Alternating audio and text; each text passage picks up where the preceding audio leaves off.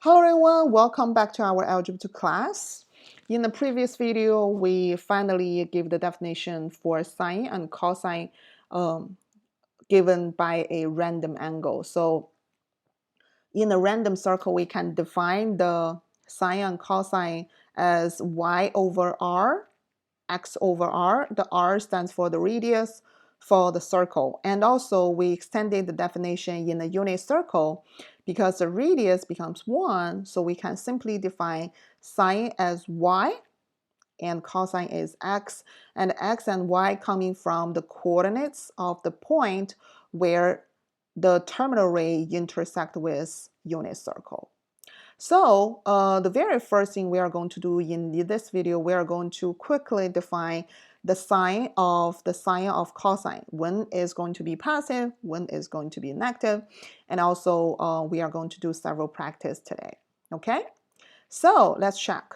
Based on the definition we mentioned, let's consider this is a unit circle.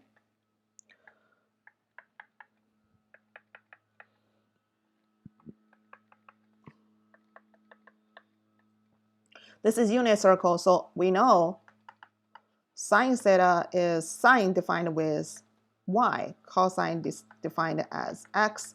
So very easily, if you know the terminal ray located in the first quadrant, we know the x, y both positive. So the first quadrant, sorry, this is actually, it stands for quadrants. And do not forget, the quadrants always go 1, 2, 3, and 4. So the first quadrant, x and y are both positive, so it's going to be positive, positive.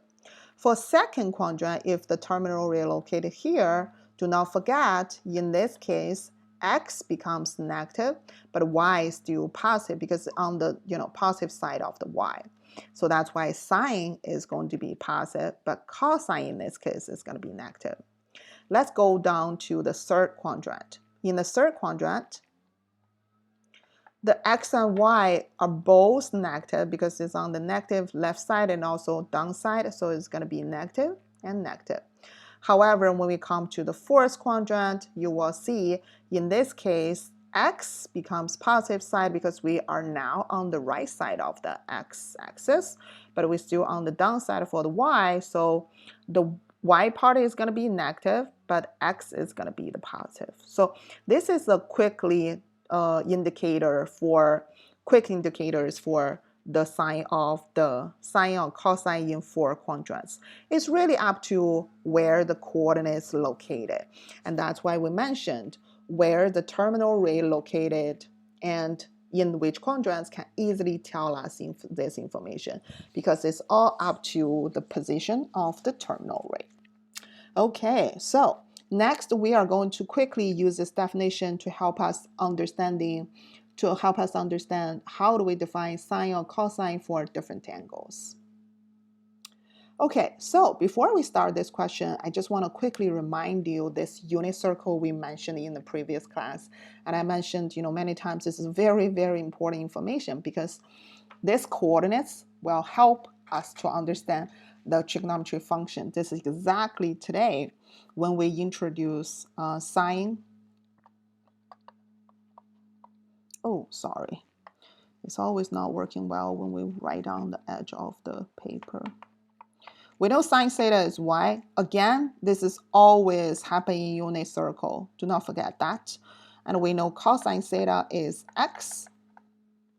So now we are going to remember x and y is coming from that coordinates, right? The x coordinate or y coordinate of the point. So in the previous class, we spent such a long time to define all the coordinates of this special angle. This is exactly why we're going to use it, because this coordinates are going to help us to understand the value of sine or cosine. So now let's quickly check how do we use this superpower unit circle to help us to find these values. And after that you will see, wow, it's so easy and everything is connected. So let's check the first value, sine 30 degree. So first we are going to locate the 30 degree here, which is in this position, and the coordinates is x is radical 3 over 2 and y is 1 over 2.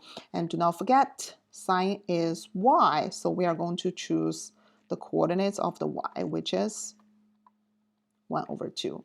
Now let's check cosine 90 degree. 90 degree is when we rotate, it's going to be the quarter of the whole circle. So it's going to locate here.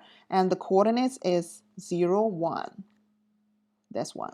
And also remember, cosine is defined as x in unit circle. So that's why we only choose the x coordinate, which is 0. See?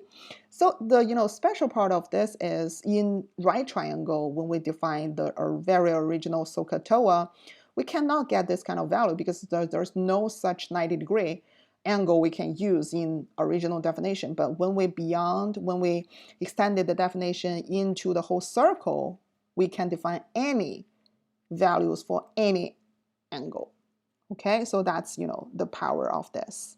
Next, we are going to find a sine 240 degree. So we just keep looking. Where is 240 degree? Is going to be here. So remember, again, sine is actually defined as y. So this time is going to be negative radical 3 over 2. And do not forget, that's what you mentioned before, sine, the value of sine is actually negative in the third quadrant. So as you can see, we can define anything. For example, I want to define, hey, what is cosine 330 degree? So I just look for 330 degree here. This is the coordinates. And this is cosine is always defined as x. So it's going to be radical 3 over 2. And same as what we mentioned before, in the fourth quadrant, cosine is positive because x is positive. See? Everything is connected, right? It's way much easier to understand this topic right now. Before, you may wonder, why do we have to define the coordinates or those kind of things? Now you know the reason. Okay, let's move on to the next practice. Okay, so this one is, this says the terminal rate of the angle beta. As you can see, this is a Greek letter we mentioned before.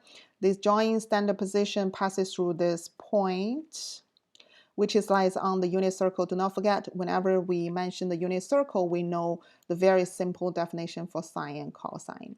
What is the value of sine beta? So remember, the sine beta is equal to y. This is based on the definition in unit circle. So all I need to do, I'm looking for the y coordinate for this point, which is 0.8, is this, right? So we know the value of sine is 0.8. So if the question is actually asking us a cosine beta, you can also answer this very quickly, right? So cosine beta is equal to x. So we just look for the x value, then it's going to be negative 0.6.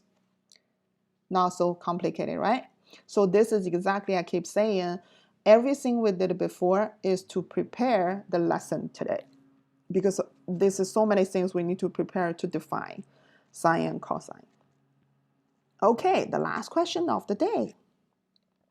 We have a point A, which is negative 5, 12, lies on the circle, whose equation is x squared plus y squared equal to 169. When you see this equation, it's very clearly that it is not a unit circle because the radius is not 1 anymore. Then which of the following would present the cosine of the angle, drawing in standard position whose terminal ray pass through A? So as you can see, we can just, quickly just imagine this situation. We have a random circle. This time is not unit circle. And also we have a point which is negative 5, 12. It's not really, standard position, but we have an idea. It's negative 5, 12.